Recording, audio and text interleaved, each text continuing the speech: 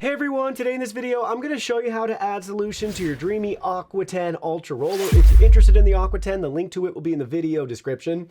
So first things first, we have a removable cover right here. So there's two arrows, put your hand right under, that's going to be a handle you can grip, and just gently pull it out towards yourself, or I should say away from the station.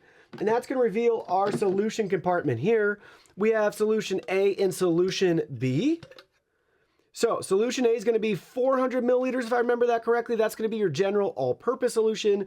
And then section B is going to be 200 milliliters. That's going to be for like your pet-specific cleaning solution. So A and B, right there, different milliliter amounts for each one, but general, pet, A, B, right there for solution. So just pour them in, fill them all the way up, take the tank, and then just gently push it right back into the station, grab your cover, make sure it's lined up the right way too. This is going to be for the solution side.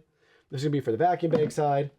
And then you just gently press it in and back in place. And that's it. That's how you add solution to the DREAME Aqua10 Ultra Roller.